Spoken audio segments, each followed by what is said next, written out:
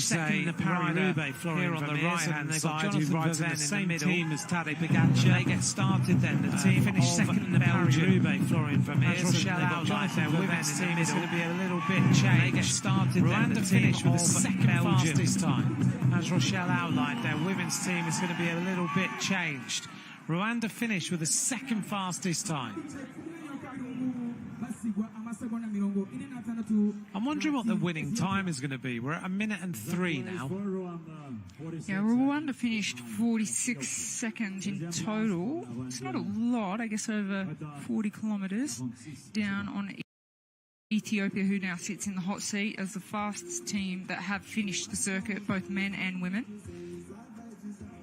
I think we're going to see significantly faster. So the average speed of the fastest team so far to finish, both their men and women in this mixed team relay, is Ethiopia, and their average speed was 40.2 kilometres per hour. So over the 40 kilometres with the 3 men and the 3 women, we could probably predict, what do you think, Anthony, 45? 45, I think. Maybe a little bit faster. 46, maybe. 46 could be quite impressive on such a tough circuit. You can join in with us. What's the prediction going to be? We think around 45, 46k an hour. Will it be faster than that? You can get us on social media as always. Let us know what you think. The Rwandan team now just trying to recover. Get the water poured on them, bring the temperature down. But sometimes, actually, I've noticed a number of riders saying, don't give me any more water. I can't deal with it. It is very difficult to drink. Once you get a little bit dehydrated here, which happens very, very quickly, then it's super, super hard to swallow that water and get it in. So it's really, really difficult challenge here in Rwanda, not only for the cyclists, also the staff. All of us suffering with the different challenges and aspects and of the environment here. So yeah, when you finish your ride and you're super fatigued too, sometimes you just don't really want things pushed in your way. No. This is a nice finish by the team of China, the Chinese women. Good teamwork. They said, come on, let's work together. And that's what they did. They crossed the line now. And China go to the top of the leaderboards. 118.72. It was a nice touch there as they got towards the top of the hill. The first place rider just saying, come on my wheel now, let's push this. Give it the last little sprint. And whilst her teammate was suffering, they just helped each other out, got themselves across the line, and the Chinese men celebrating, going to the top of the leaderboard. They're happy. They're going to be in the hot seat, which is a wonderful experience at the World Championships. When you are the leader of a time trial or team time trial relay, you get the opportunity, the team, to stay in that area of the medalist, gold medalist, silver medalist, bronze medalist, until your time is beaten, and then you have to leave. But for that period, watching the timers, let's hope the next one doesn't beat us. The next one doesn't beat us. And you get to sit there and feel that, real... I mean, I'm sitting in a winning position right now. It's a really fantastic opportunity for the athletes. Yeah, and look how happy they are that they're going to be there, the Chinese team. Well, they know that there's already been several other teams finished, and I think, even if every other team finishes them, they've got to be happy with this ride, because they've beaten 5 other teams to the finish line. And that's really a significant amount of UCI points they'll take home for their nation. You can see here this rider just trying to recover. She has given everything. The Chinese team are very happy with that performance. Winning Group 1, for them, that is fantastic. And you can just hear how hard you had to perform in order to get that time. It's not easy at all. The Belgian men are out 4 minutes into their ride. We're waiting for the riders to arrive at the various intermediate time splits. Mauritius have gone through the first intermediate splits, 54 seconds down on China. So the Chinese team did go significantly quick out on that first little section of this race. This shot gives you an idea of just how hilly Kigali is. And you see how quickly the roads drop off to the left-hand side, and you see the mountains in the background and everything. It's an interesting place as far as roads are concerned. 75k an hour, though, for the team of Belgium. Just trying to see who's there on the front. Campenaert's in second place. He goes through. He's so super smooth the way he rides.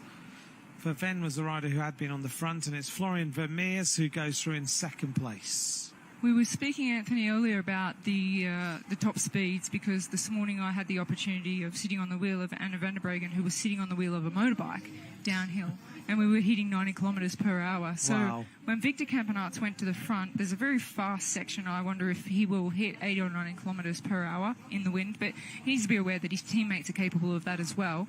They're running over 60 teeth chain rings on the front of their bikes, the men, and even up to 68 teeth. So that's absolutely a humongous gear, because they can gain, with their aerodynamics and professionalism and experience, those teams that are really, really dialed in, they're drilled in, they can really gain on the defense those crucial seconds for the gold medal. Bit of a dinner plate on the front of these bikes for some of these riders. It looks like they're doing everything they can to get as much free speed as possible. Coming up then, the Ukrainian team. A little bit of discussion going on between them. They're third fastest. I find it very interesting that in the team trial relay, mixed relay that we're watching right now, team radios are allowed where riders can communicate with each other and the team director behind them. However, we've seen with the emerging nations, the first wave of riders going off, a lot of speaking going on face-to-face. Yes. Which means they may not be carrying a radio. But when you see the more experienced teams out there on the course, they'll have in the front of their chest strapped a team radio, and in their ear they'll have communication with each of the riders and with the team director that's following in the team car. We'll try and spot that. These skin suits look super sleek that Spain have got, don't they? You just beat me to it. I was just looking, the zip in the back there, it's the wind comes over the helmet, so it misses that little bit. It allows less crumple in the front of the jersey, but it's all about the aerodynamics on the frontal surface area, the areas that hit the wind. And when we get to the elite of the elite in the team time trialing, it's all about aerodynamics. And just trying to find the position where you can produce the most power in the most aerodynamic position. But it's funny how team time trials and skin suits, a few years ago the zip was on the back. Then everyone said it's not fast with it on the back, so everyone had them on the front. We've had skin suits without zips, and then suddenly this year the zips, although they are, as you've just identified, shorter, are now back on the back. Yeah, so we are seeing different trends all the time. That may be because of new materials. They may have come up with a new glossy, slippery, wind-efficient zip material, or different positions of different riders make a big difference as well, because if their head is in the right position, the wind will slip over. It won't even touch that zip, so it won't catch any wind on that zip.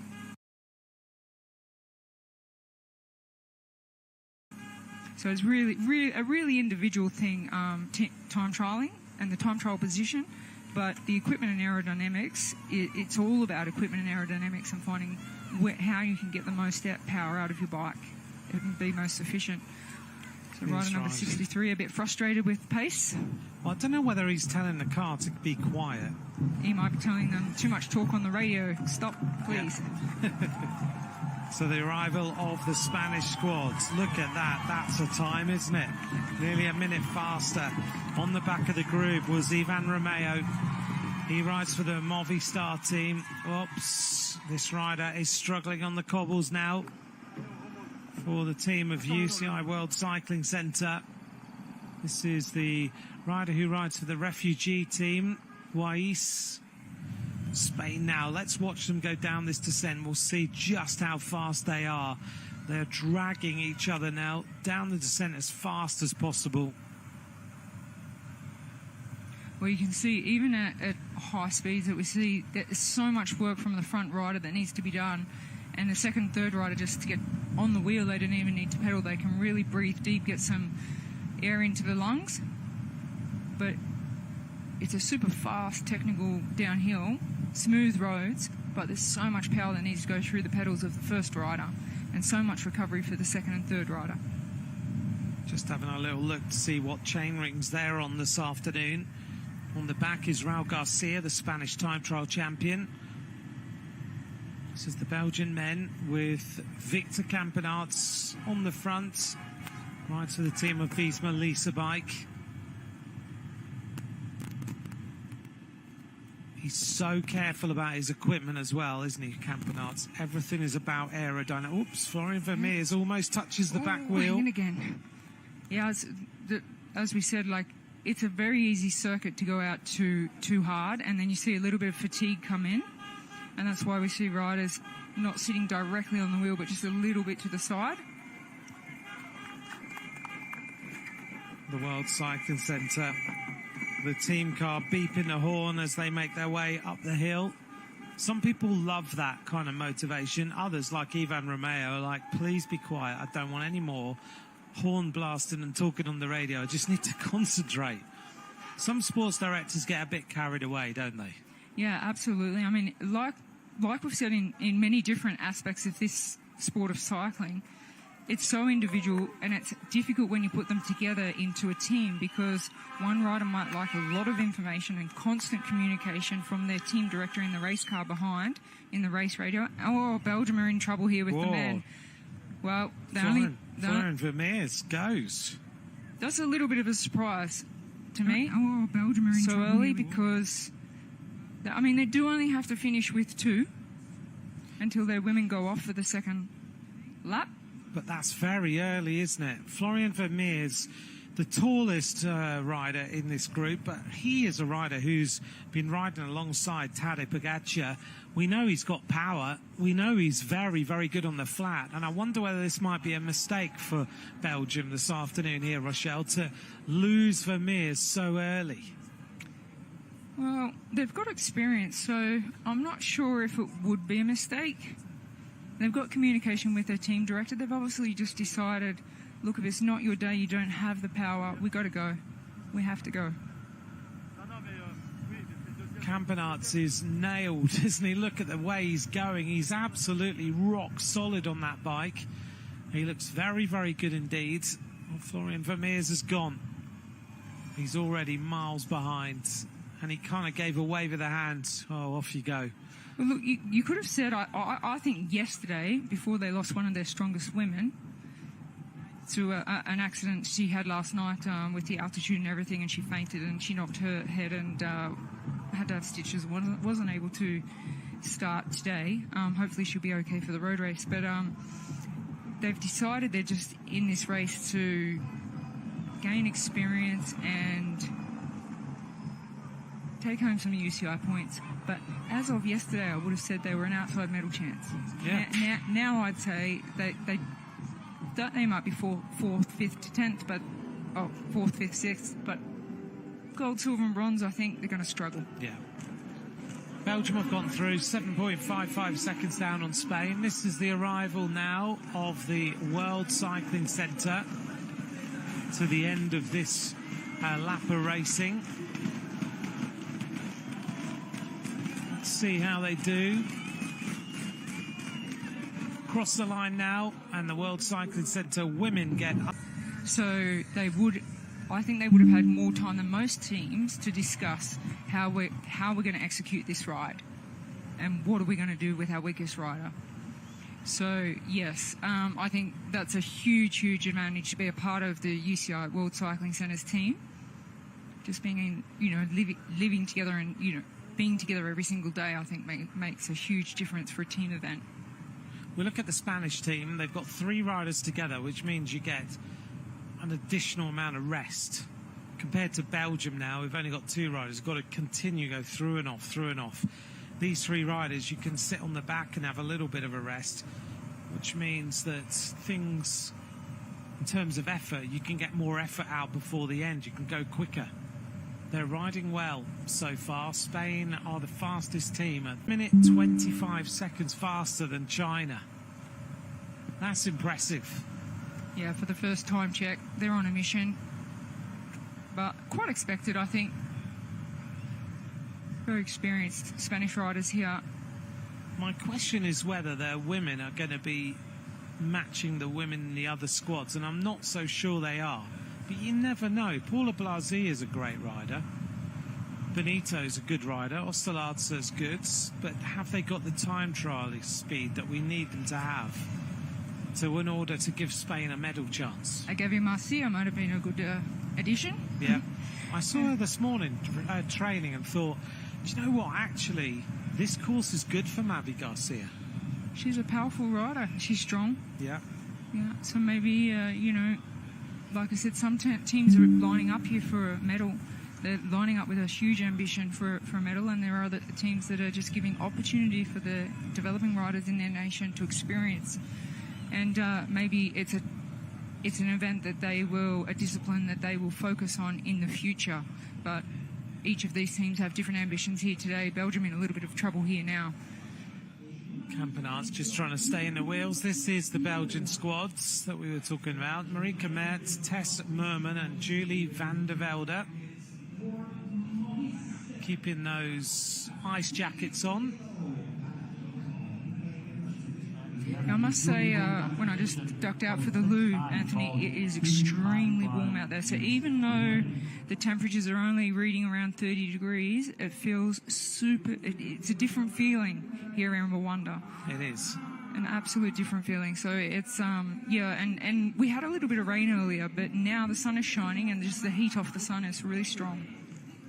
Mauritius are about to go, featuring Kim LaCour, the rider who wore the yellow jersey of the Tour de France Femme, won a stage of the Tour de France Femme this year. She is about to go. Kim LaCour with her teammates Lucie de Marigny-Lagesse and Aurélie Halboachs. Those three riders are about to go. Kim LaCour of the team of AG Insurance Soudal. The Mauritian team across the line now. It's time to get underway. Mauritius are the 5th fastest time so far at the handover point. Spain are currently the fastest team on the course. And Spain now have lost a rider. So they've lost Alvarez. Hector Alvarez is gone, the rider who rides for the Little Trek Future team. And it's Ivan Romeo and Raul Garcia who are powering their way to the top. This looks like it's extremely hard. Romeo just desperately trying to stay there. Head right down, focusing on the back wheel. This is the moment where he said, I've had enough now. Hector Alvarez, I can't do any more. It's over to you two. He's only 18 years of age, this rider.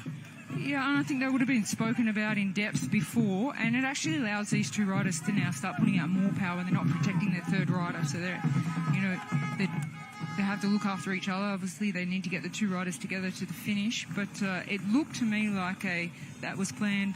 You know, yep, okay, off we go. Bit of communication there between the two riders. Just stay behind me. I'll take this. Yeah, that's good that they are communicated in that way.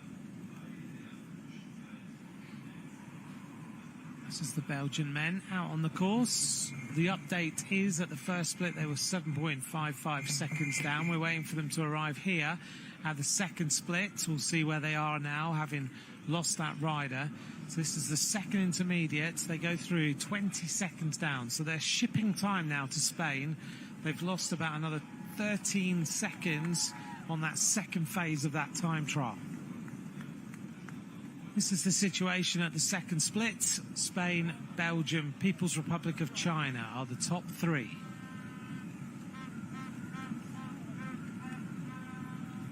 In our third phase will be the teams that we've been talking about who are the likely medalists. Switzerland, France, followed by the team of Italy, then Germany, then Australia are the last team to go, being the defending champions. Have you got any insight as to what the Australian team think about this afternoon? They would like to win the gold medal. Yeah, always. Aussies don't ride for any other reason, do they? They have so much experience together. They spend a lot of time together in training camps and stuff like that. It's a very experienced team of riders. So one of the young women is a very young, talented, emerging rider. But other than that, they have 5 of their riders that are just super, super experienced. I think they want to hold on. They won that gold medal in this discipline last year in the mixed team time trial relay. So they really do. I mean, their ambition is gold. I think they'd be disappointed with anything less. However, the general public has outright named France as the favourite for the gold medal. Absolutely. Ukraine about to go then. Yulia Burikova, Yelisaveta Holod and Olna Kulinch. These are underway then. Ukraine gets going. Ukraine third fastest, 1 minute behind China. So Ukraine have got their team out on the course now. Switzerland will go at 3:38 in the afternoon. It's now 3:21. Here's the arrival of Spain. They're still riding really well. They look good. It's been a well-drilled, well-orchestrated ride by the Spanish this afternoon. As we see the team of Spain and the women are about to go. Benito, Blasi and Ostalarza. They're about to go. Spanish team going to come up and be the fastest squad so far with a time that's going to be 2 minutes faster than China. Spain are underway now in the women's side.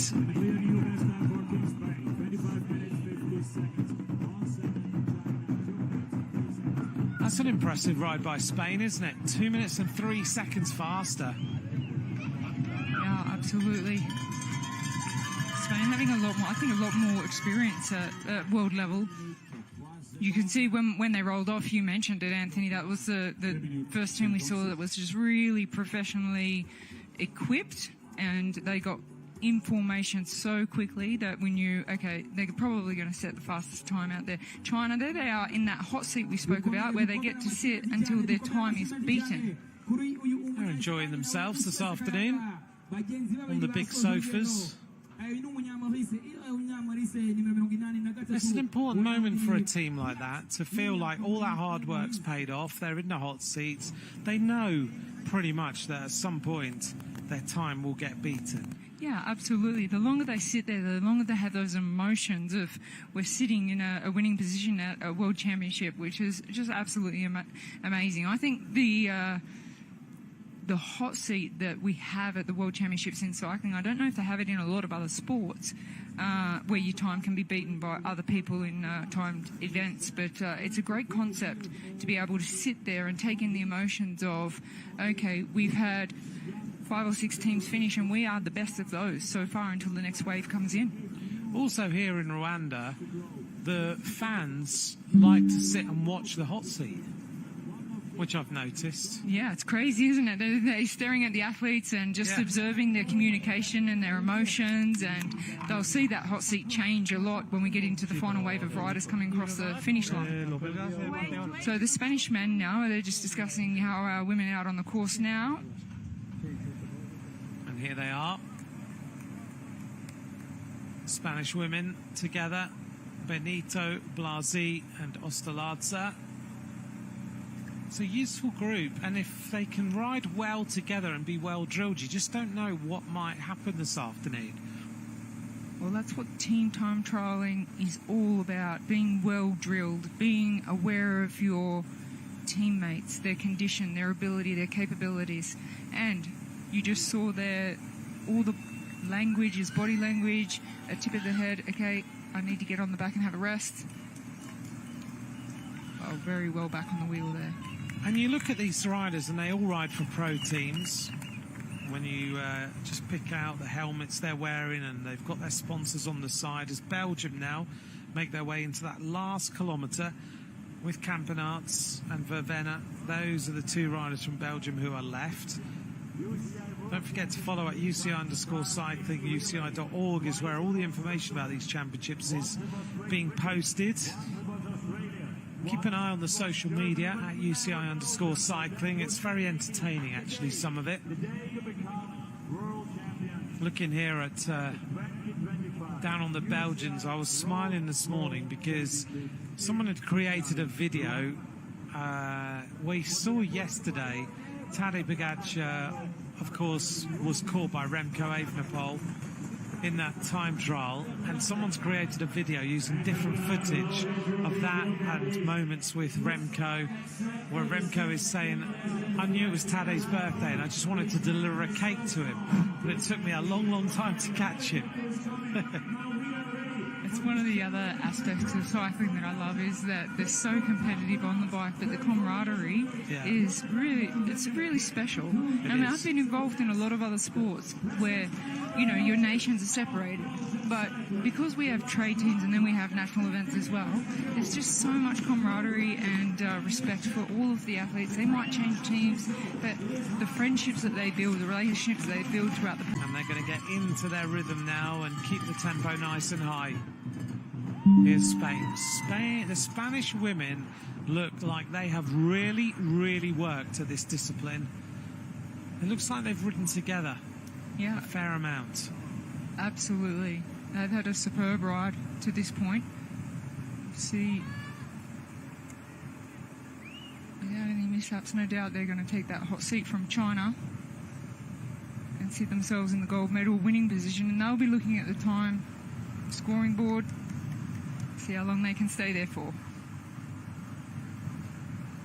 So at the finish, so far, it's China, from Ethiopia, from Rwanda, from Uganda, from Benin. But we know that the Spanish men are going well. Hector Alvarez has just arrived at the finish. He did a big amount of work out there for that squad.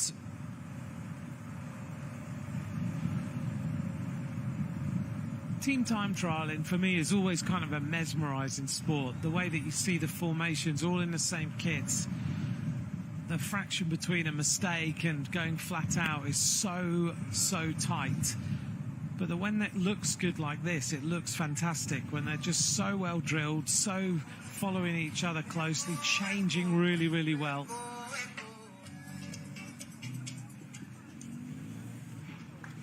So recovery time.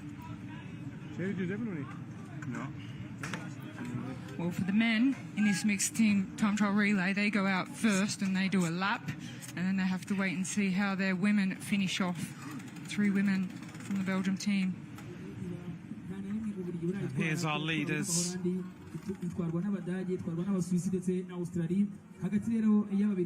These 6 are going to be very famous in Kigali tonight. They're going to be on television all day. We're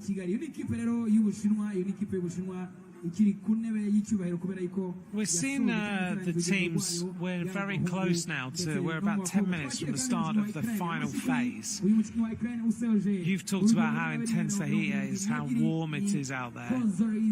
Some of these teams now, we've seen them in the ice jackets, which seems to be a contradiction when we've said the teams are having to warm up, but yet they've got ice jackets on. That doesn't seem quite right in terms of why would you have an ice jacket on if you're trying to warm the body up? They're trying to warm their muscles up and activate their muscles, but at the same time, between the end of their warm-up and the start, they really want to reduce their core temperature, so their body's not using energy, burning energy just because it's hot. So they try to cool it, calm the body down, slow the heart rate down, and just save energy for that rolling off the ramp and the start. So yeah, it does sound like a little bit of a contradiction, but they do want to reserve all the energy they can by having a cooler body temperature. And we see them warming up here. Perfect time in there with the French riders. Cédrine Cabal, a stage winner in the Tour de France Femme, there in the middle. Juliette Labousse alongside her, and Mavis Squiban is also there, who was one of the revelations of the Tour de France Femme this year, of course, with her stage wins. And this is where the bikes get checked. And this is an important aspect of what the helpers and the teams have to do each day, isn't it? It's a huge part of time trialling is the position of the bike and the legalities that the UCI set for safety reasons. You have to be within limits, a distance from the tip of the saddle out to the tip of the aerodynamic bars. Obviously, if you're really long, you don't have control over your bike, so they set a restriction of how long that can be, and also how far your saddle can be behind the bottom bracket. But all of these restrictions they put on the bike and a minimum bike weight and things like that, it's all for safety reasons. reasons. It does frustrate a lot of people in the world of cycling because they want technology to go forward, and it's being restricted for safety reasons, and it's super frustrating for a lot of people. But obviously safety first. And we're talking about the ice vest here is super hot, trying to keep core temperature low. They also always use their electrolytes in a slushy format, in an crushed ice format. They've always got ice down the chest or down the back as well, just trying to keep the body temperature low, conserve some of that energy. So the science that goes into time trialing is just unbelievable. Yeah. It's the campaign against Genocide Museum with this incredible sculpture.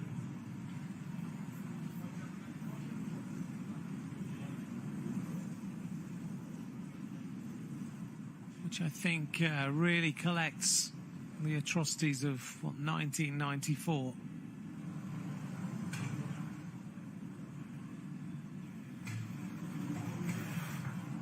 It's the team of Switzerland getting themselves ready.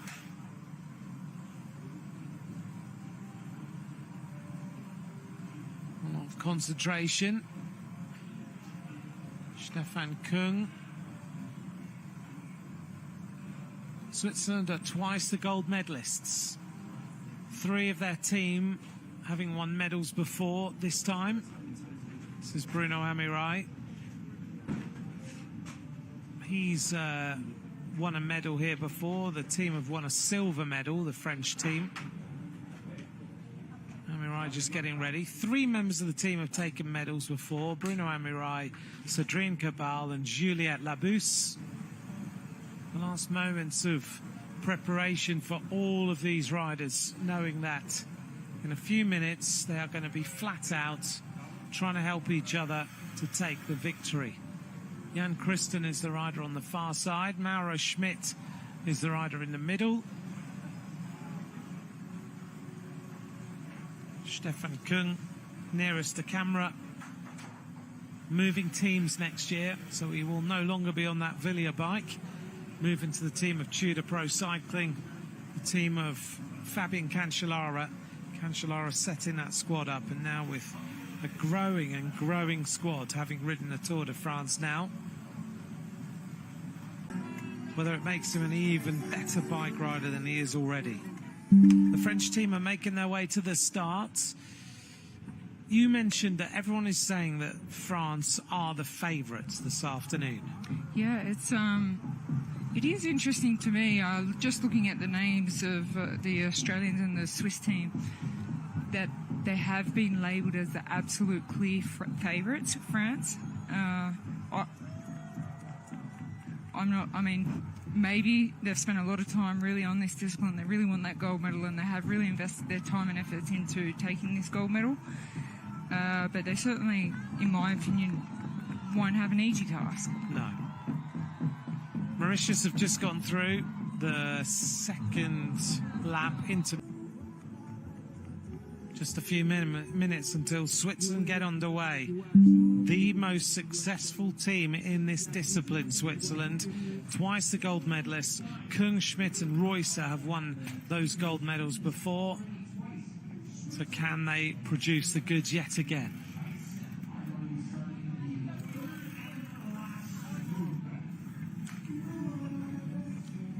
Kung goes through the picture. Jan Christen ready.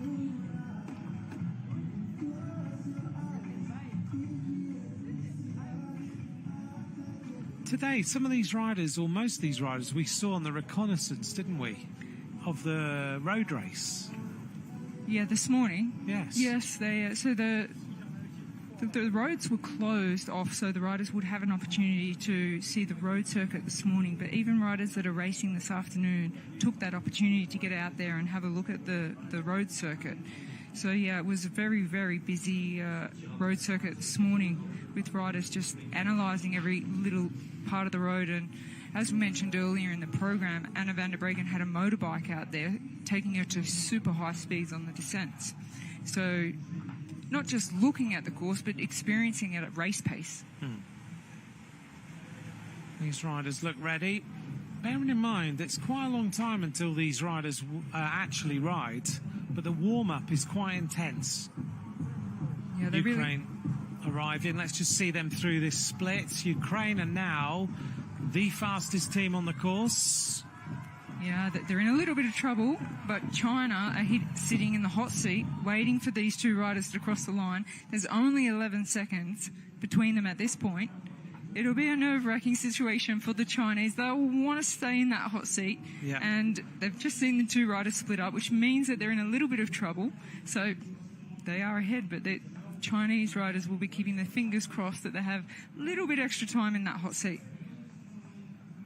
This is the Italian team. The Italian men are also in the next group of riders. Here's the arrival of Spain. Wow. The Spanish team are flying this afternoon. Intermediate 1 on lap 2, and the Spanish women are going to go through with a great time. 3 minutes and 10 seconds faster than the Ukrainian women's squad to that point.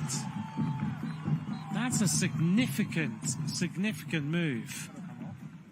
It's huge, but as you said, Anthony, when they rolled off the start line, here's the first team that looks to me like they're really professional and dialed in, experienced, and now we get a glimpse of the Australian team getting ready, defending champions. As we said, they might be a little bit disappointed with anything but gold here today as we go back to the start ramp. This is the start of Switzerland. They won in 2022 and 2023. Mauro Schmidt and Stefan Kung have been two of the medalists. Marlin Reusser, the only woman in the team who is retained from those two gold medal wins. The start of Switzerland. They get going. Stefan Kung is the rider who leads. Tries to get these riders up to speed as quickly as possible. Well, Spain might have been the first one, but Switzerland are certainly well drilled off the start, aren't they? Absolutely. I think they're a definite medal chance, Switzerland. You've got France, Australia, Switzerland, and then Italy and Germany, outside chances. I mean, we've mentioned it a couple of times, but the challenges here in Rwanda can bring us some big surprises. There are just so many different aspects with the altitude, the climate, the travel, all this type of stuff, opposed to a general world championship held in Europe. It's bringing a lot of challenges to the riders on one of the most difficult circuits they've ever had to race a world championship on. Yeah. Well, they look good, Switzerland. They do look good, don't they? When we say they look good, what do we really mean? If you're a new fan watching this and we think, well, I can tell that they're riding a bike, but how do we know that they're good? Because their ability and capabilities, power outputs, seem at this point to be very compatible, and that their turns are very consistent. They've got the equipment, no doubt. You look at them, they've been in the wind tunnel, they've got all the optimal aerodynamics that they can possibly have. But if we talk about why do we think they look good today, at this point, which is very, very early in the race, we must say, anything can happen, they look like they are very in tune with each other. Yeah, and they're following so close, aren't they? Yeah, they wouldn't have 1 to 2 centimetres between when they're on the wheel, out of the wind, getting in the slipstream. Best of the best. I mean, sometimes they touch tyres. Do they? And don't fall? Don't fall, no. Just feel a little bit of a bump and a rub. But they do. They sit a couple of centimetres, 1 to 2 centimetres. If you watch a team pursuit on the track, they're, I mean, even closer. You can barely slip a piece of paper between them. But on the road, you have to give a couple of centimetres because of the road surface, obviously. This team from Switzerland, they use their equipment to the maximum. As we mentioned before, everything dialed in. This is the team of France. This is a useful group here. This is the 3 riders who will represent France this afternoon. Bruno Amirai, Paul Sexas, under 23 world champion, junior world champion, and Pavel Sivakov there on the right-hand side. This is a very, very strong group of riders. They go sprinting away. Sexas was disappointed with his time trial the other day. Posted on his social media that he prepared specifically to do well, and it just didn't happen. So he was extremely disappointed, pretty unhappy with the way that he dealt with his individual time trial at the weekend. So Amirai, Sexas, Sivakov now into position. Amirai, multiple national time trial champion of France, wears number 31. 32 is Sexas, rides for Decathlonage du Zèle Mondial. On the back is Pavel Sivakov, a teammate of Tadej Pogačar on the road. The Belgian women are arriving at Intermediate 1. Spain have gone through there in 41 minutes 0071, and Belgium are going to go through with a time that's going to be nearly a minute down to this point. They've lost a lot of time to that Spanish team, because at the convention centre the gap was only 23.5 seconds. And I wonder how different that would have been if they hadn't have lost a rider overnight in the women. The strongest woman that they would have had out there today in Marta Goossens. She unfortunately fell last night and hit her head and had to have stitches, but she would have made a big difference, I think, for the Belgium team. But they had to change their mindset to let's just get out there for experience and see what we can do. Well, warm up, music in the zone. So riders have specific playlists that they use for specific races, specific environments. We're back with the Swiss team. They'll be hoping for a gold medal. Definitely a medal chance. Well, if they do, it'll be a hat-trick of victories in the mixed team relay. Always gives even if they're not all the same riders, it does give them confidence that we have dominated this with 2 gold medals in the past. So, yeah, back to the Italian women. They've chosen to warm up outside, albeit under the palm trees, and I wonder whether that's because there is a bit of a breeze. They've got the big fans down there, but actually, when I was standing on this road, and Rochelle and I commentated in that kind of glass building, you could see it in the background, but when I was standing on the road earlier, the wind was blowing down. 1 silver, bit of a change of the team this time. 3 of the team riders overall have got medals: Catania, Sobrero and Paladin. But this time they don't have the likes of Elisa Longo-Borghini, who's pretty much always ridden the mixed relay team time trial. She's won silver in 2022, bronze last year. She's always been part of it, bronze in 2021. But she only arrived here in Rwanda, I think, yesterday, Elisa Longo-Borghini. Yeah, she'll be a huge contender in the road race, but as we've mentioned, it's such a challenging environment here in Rwanda. I wonder if flying in so late for the event could be a disadvantage. It's very hard to adapt to the climate here. I think a lot of athletes have underestimated the altitude. Primoz Roglic is flying in on Friday. Well, there's 2, in my opinion, there's 2 tactics. You come in really early or you come in very last minute. So we'll see. We'll see who pays off. Not great for the Italian team. They don't have the strength of Elisa Longo-Borghini today, but she'll be focusing on the women's road race on Saturday. You can see here the radio in the stomach, and the earpiece you can see as well.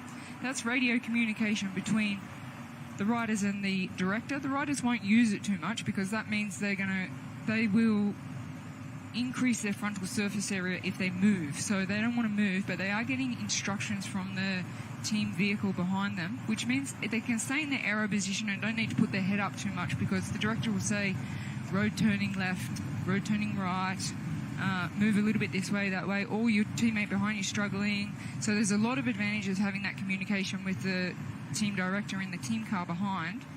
But this is a first ever at the World Championships where the team car is equipped with a GPS device that is giving all information of wind, elevation of the road, temperature, every single thing at every single point of the race that is relayed to the UCI's central control centre. Yeah. So the UCI has also all of that data for safety reasons. They can also see if a rider's been dropped or has left the course or all of that kind of thing. So it's a huge development in technology and science for team time trialling, any time trialling event. That's good to know. They've got all of that information in these cars. Australian men just wishing each other good luck. They're getting ready. The German team are the penultimate team to go.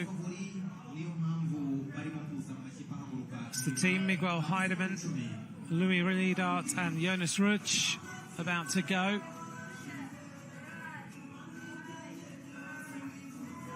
And the start of Germany.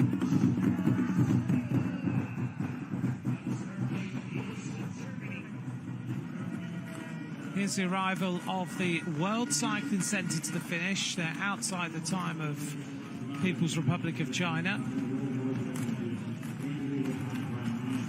They're almost at the conclusion of this time trial, the World Cycling Centre. A little bit ragged.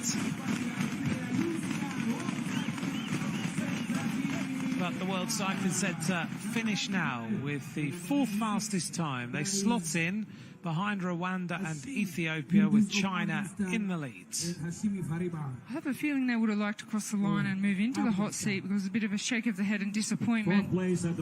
But can't always go perfect on the day, you know, especially in a team event where you have 6 riders that need to be on their best on the same day. But China still there. Yeah, they'll be very, very happy. They spent a lot of time now that we've had 6 teams cross the line and they are still in the hot seat. So 6 teams out of 15 on the start list. A very interesting thing about today's team time trial is that there's 15 teams in the mixed relay starting, and they will all gain UCI points. So even if they finish 15th, there will be 10 points awarded that will be divided between the 6 riders, but the nation will take the 10 UCI points. So it's a big opportunity for nations to gain UCI points, and the reason they want to gain those UCI points is so they can have more numbers of riders at the next World Championships. Very important then that every single second counts out here on the road. Switzerland are riding extremely well. Look at them. Yeah, they do mean business. They do. They're a medal chance. Are they a gold medal chance? That's the big question. So I think personally out of the top 3 teams I've labelled, so we've got France, Australia and Switzerland, it'll be about how much time they've spent together, how much time they've had here on the course, they know the course, how well they know each other. Just, it's such a team event. So it doesn't matter how one individual is coping with the climate or what the condition and their health is. It's just about See Michael Matthews back and racing. He's about to get underway in the World Championships for his home nation. These 3 riders roll away. Michael Matthews, of course, incredibly was discovered in 2025 this year in the summer as we were getting ready for the Tour de France, a pulmonary embolism which was life-threatening, and he says he's grateful to be alive. Well, he's here in the World Championships now. He had to have after that discovery, because he said, I was thinking that as we just see Switzerland coming up to this first split, it's going to be interesting against Spain how Switzerland are, and it's going to be really, really close. 6.9 seconds between those squads. So Switzerland now the fastest team on the course. But Michael Matthews was saying that he just wasn't feeling good on some of his efforts, and eventually the doctor checked everything, and they found this embolism, and they basically said if he hadn't had it discovered, then a couple of days later he would be dead.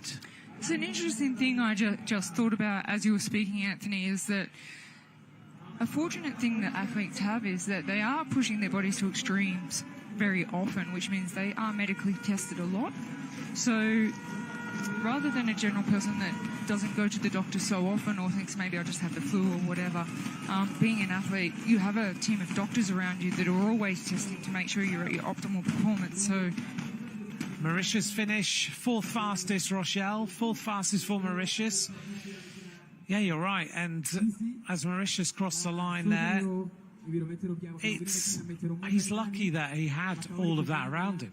Yeah, absolutely, because sometimes these things can just go undetected until it's too late, and very fortunate for Michael Matthews. Great to see him back in racing, though. But here's the story of the day so far, because Spain's women are approaching the line. They've caught Ukraine in front of them, and they're about to put themselves into the hot seat. The question is whether they're going to surprise everybody and get themselves a medal this afternoon, because this is a fantastic performance by the Spanish team combined, men and women. The Spanish team gave them, at the end of the relay, they gave them, 2 minutes and 3 seconds on the Chinese squad, and here at the finish, they're going to have doubled it, or more than doubled it. That's an impressive performance from Spain. The time that they've just posted might make a few of the other teams a little bit nervous. I think it might do, because that's an impressive performance from Spain.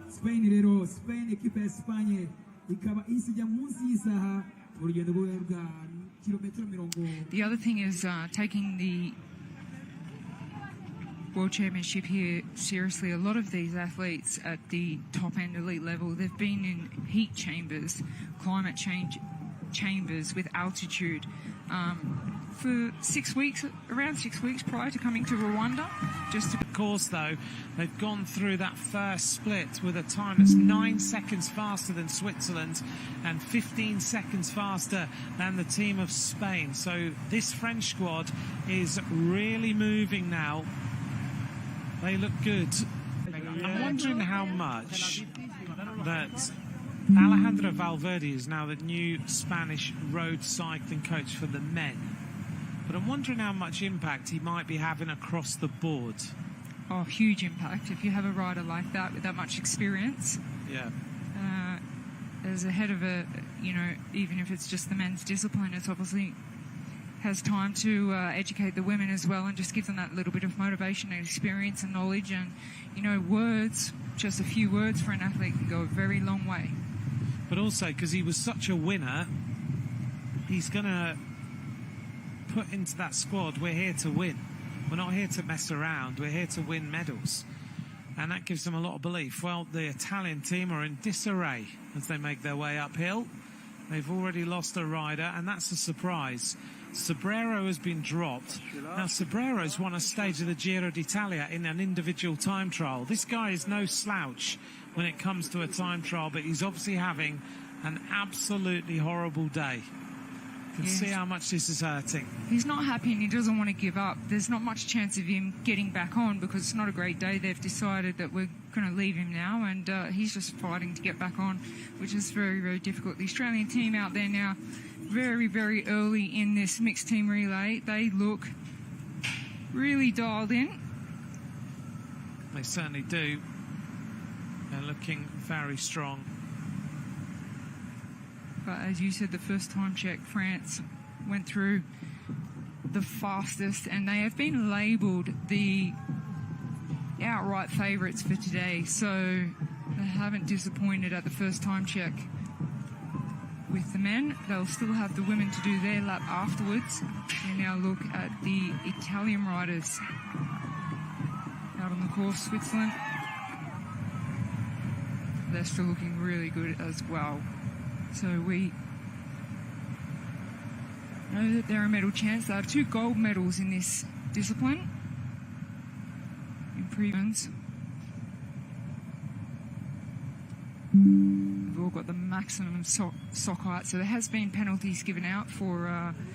It's an interesting rule if you're new to cycling about the length of the socks. They have to be midway between the knee and the ankle. They can't be any higher than that point, and some of the riders pull them up after they have them checked, and then they receive a penalty. So the reason for that rule, so we just go back to the Belgian women now coming in as on the last 200 meters. A very, very tough final 200 meters. You can see the pain on the face there. Look in the faces, they fight. Everyone is a winner. Everyone is riders giving just what is possible. Spanish women, they were super fast. I don't think the Belgian women are going to bring it home to be in that ballpark, but as we said, they lost their strongest rider last night. Let's hope she's okay for Saturday's women's road race. Wilsons, she finished 21st in the individual time trial, but unfortunately due to the altitude, she fell last night. She hit her head and had stitches, so wasn't able to compete today. But this effort here, I mean, a professional position on the front there, just protecting her second rider, no doubt has a lot more power in the legs, but needs to ensure that she gets the second rider across the line.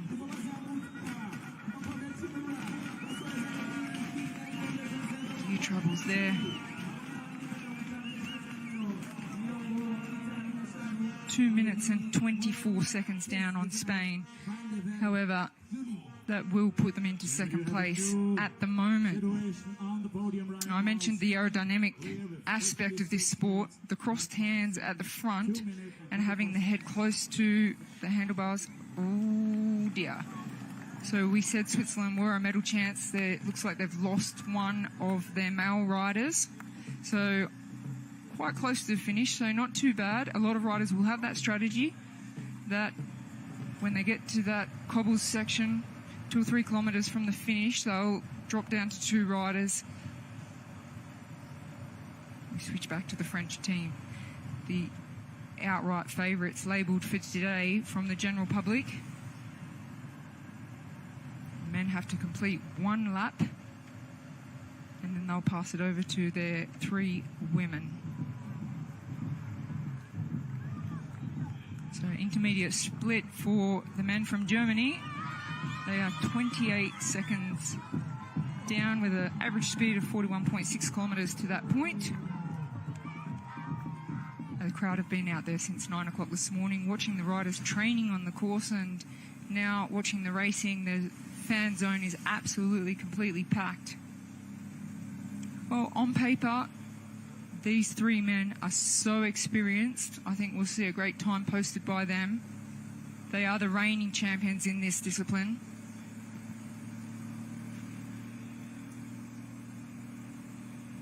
We just look at the aerodynamics there and the materials they use in the skin suits. Spoke about the sock height. Some of the riders that spend more time on the front to reduce their frontal surface area and the wind drag.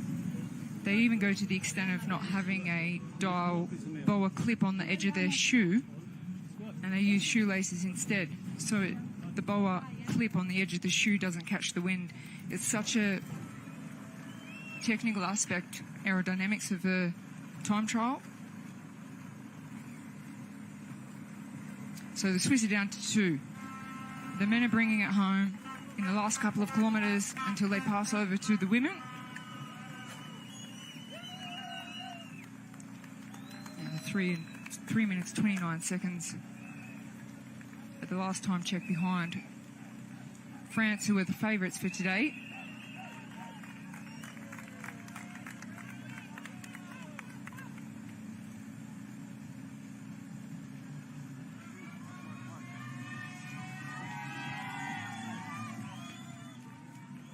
And the Australian women are waiting for the men to complete their lap. Amanda Spratt on the left, a veteran of women's cycling, so experienced. Yeah. It's the end of the day for one of the riders of France, but they would have planned that they finish off with 2 riders. They only need 2 men to cross the line before they send the women off.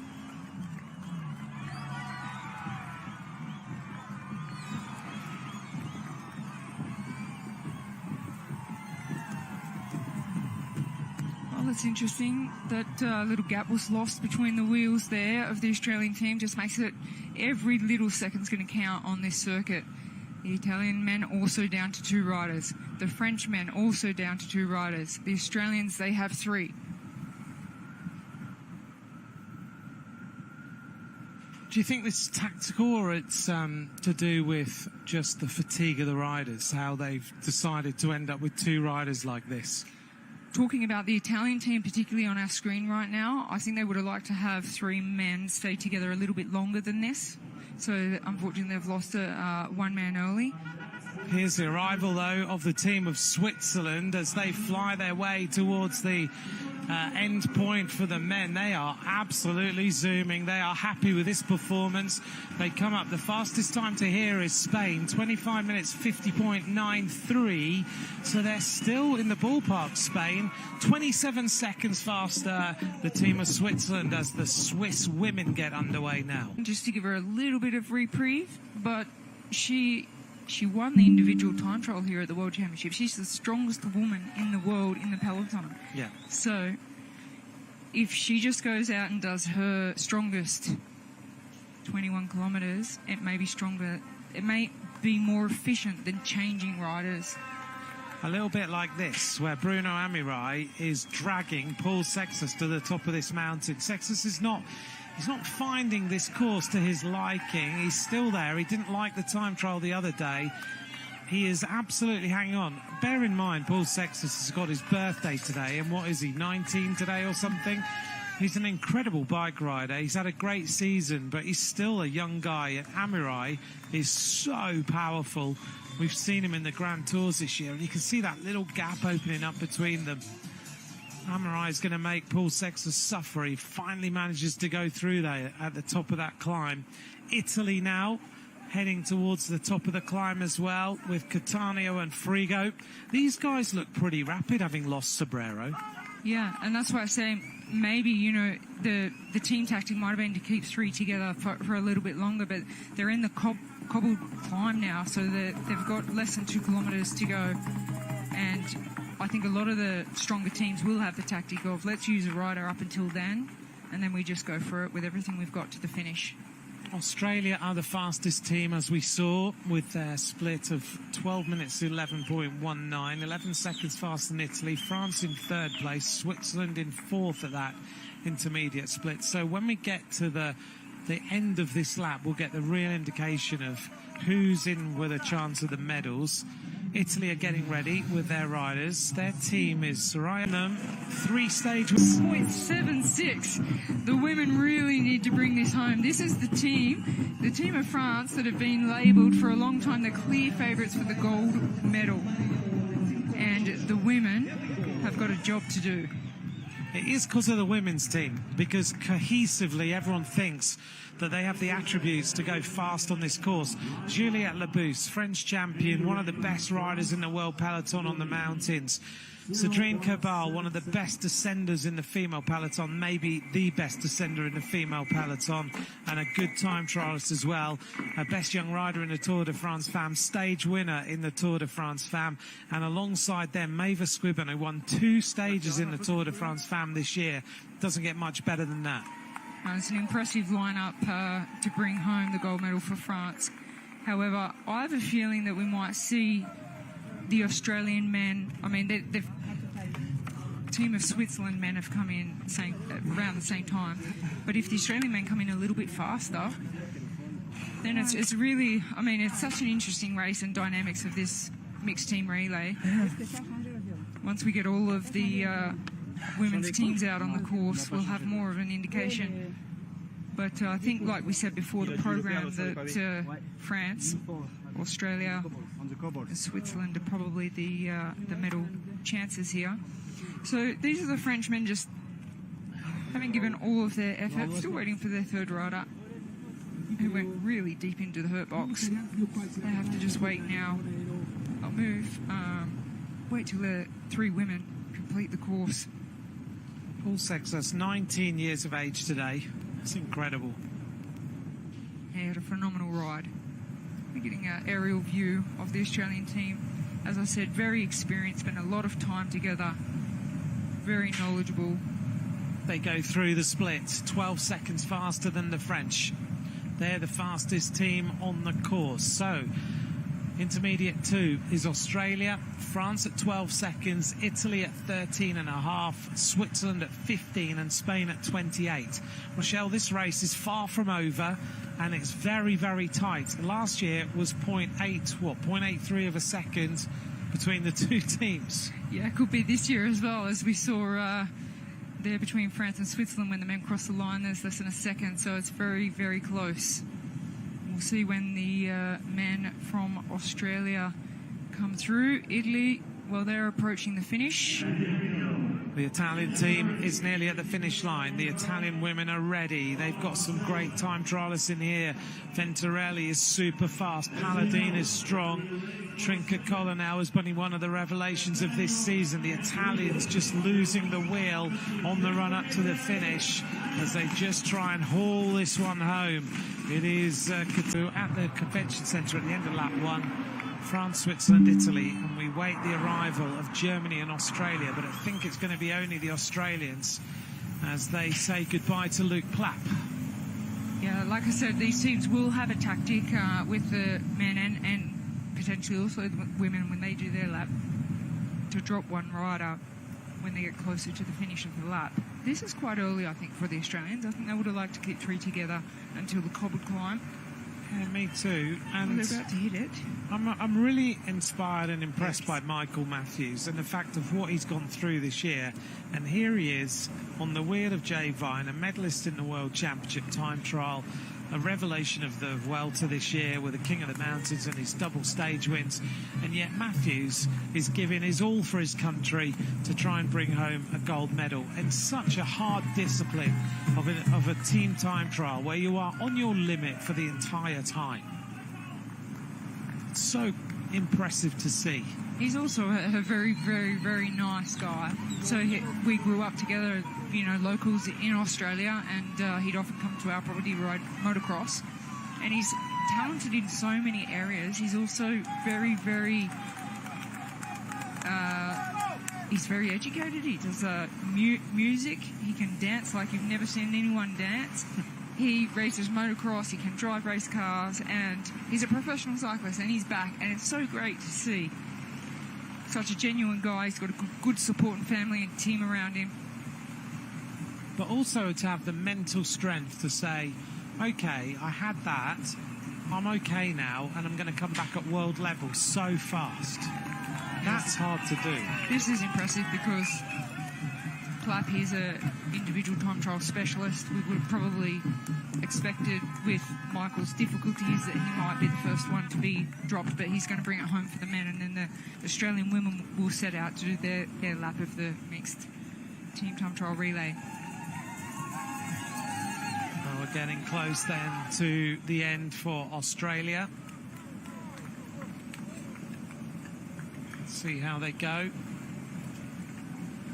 Interesting they switched positions on the cobble climb. You asked Anthony before if there's a aerodynamic advantage. Mentally, definitely an advantage having a wheel in front of you to follow. Yeah. This gradient is a lot steeper than we see on our screens. It's such a brutal, brutal cobbled climb. There's the Italians. Sobrero won't be very happy. He did look comfortable at all. Everyone knows just how hard this is. Free go on the right. And there'll be riders who've had hard seasons as well, won't there? Who are just coming to the end of a hard season, don't have much left. The German men now arriving. They've not really been in the ballpark at all. They're going to hand over, though, to a very strong women's team. So the finish now of Germany and the start of the German women there on the right-hand side with Franzi Koch, Liana Lippert and Antonia Niedermeyer. Germany always producing very strong female time trialists. The thing is, I don't see Liana Lippert in that team. I'm wondering if they've had a last-minute change. Yeah, they have actually.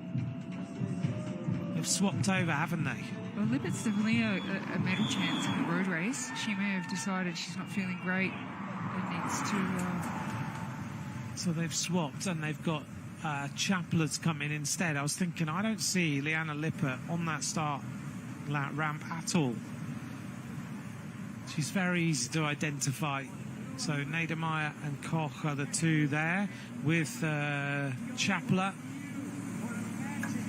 Here's the arrival then of the Australians. Look at this time. Look at the face of Michael Matthews. You don't have to see the eyes. You can tell by the mouth how hard this is. They're sprinting for the line. Jay Vine, who rode this climb 12 seconds faster than Remco Evenepoel in the individual time trial the other day. That's how he's making Michael Matthews hurt this much. They're going to give their team a significant advantage into this final phase for Australia. Brodie Chapman nods her head. She knows that this is a big opportunity. Australia, top of the leaderboard, 33.3 seconds over France. 33 seconds over France. Well, I'm going to point out one thing here. Could you imagine if the Olympic gold medalist Grace Brown didn't retire directly after the Olympics and was in this squad with the fourth place rider here in Rwanda and Amanda Spratt, who has phenomenal time trialling experience? It would be a super women's team. But it is a strong women's team. They've just got one developing rider, but they'll have spoken about how they can get the most out of that rider. But France will be under a bit of pressure now, just seeing that they have to make up, the French women have to make up that 33 seconds. I'm wondering how Felicity Wilson-Huffenden is going to ride this time trial. I wonder whether, because she put on her social media after the under-23 time trial, she rides for Lidl Trek. She was in the medals all the way through until the final 2K, and she cracked on the cobbles. So do you think that she's just going to go all out until for as long as she can, and then she lets Spratty and Brodie Chapman ride the cobbles? It could, yes, definitely be the case, Anthony, as we just watch how deep the Australian men went. They are absolutely empty. They emptied the tank, and that is a really good feeling for an athlete when they know they've been able to give absolutely everything. They couldn't have done much more to put themselves in a gold medal winning position. It's all up to the Australian women out on the road, as we now see the German team. They look good, don't they, the German women? The German women are always a very, very strong time trialling discipline. Neidermeyer has won a silver medal before. Last year, she was a member of the team who was 1 second, not even a second behind Australia. Franzi Koch was also there. Liana Lippert now not in the team, so Chapler to try and deliver the medals here. But they're a strong squad. We know how powerful Franzi Koch and Antonia Neidermeyer are. Neidermeyer is extremely strong in an individual time trial. We go back in the past, she was bronze medalist in the junior world time trial. Here's the Swiss women coming up to this first split on this lap. Going to go ahead of Spain significantly. Wow, look at the time. 1 minute 32 seconds. And I think you're right, Marlon Reusser is basically dragging this team along.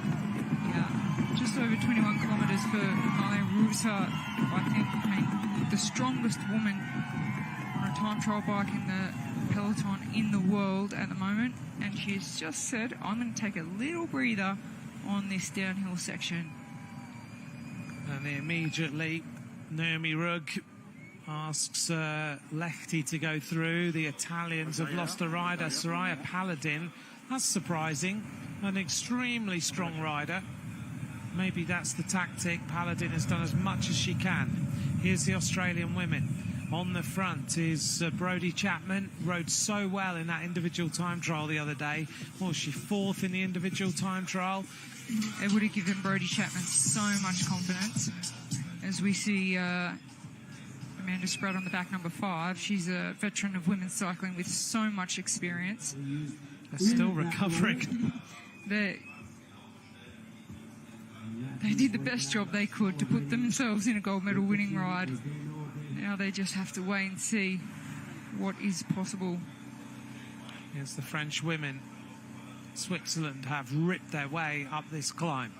On the front, this team, Juliette Labousse, setting the pace, and it's hurting Mavis Squiban, number 36 there, who is an immense climber, just desperately sprinting to stay with Juliette Labousse and isn't really able to Labouche just going that little bit too hard for me, for Squibben right now. So the French maybe not as cohesive as we expected. Well, like I said, Anthony, it's been interesting that they've been labelled the outright favourites, because when I look at the strength of the Australian team, they have maybe one weak link there, but they're so experienced. We have a real race on our hands here. We definitely have a race on our hands. Welcome to the mixed relay team time trial. We're in the final phase now. All the teams are out on the course. It's all about how fast they can do this course as women riders and who will take the medals. Back here with the team of France. On the back is the rider wearing number 34, Cédrine Kerbal. Just weaving a little bit on the front still is Juliette Labouche. They seem to have recovered a little bit. The Frenchmen watching the women almost now at the top of this climb, heading towards the intermediate splits. Well, we've been talking about the aerodynamics of time trialling. One thing I've noticed, this is quite interesting, is only the Australian men and the French men were wearing long sleeve in this heat. It's more aerodynamic to wear long sleeves. It does catch a lot of the wind in the frontal surface area. They're the only two teams in the men's French and Australian teams that chose to wear the long sleeves. You can see these women have been in the time trial in the wind tunnel because they've got an optimal setup with their hand position, their head position, their back position, everything optimised. This is the point where problem. This is a problem. Royce has got a big problem here for Switzerland.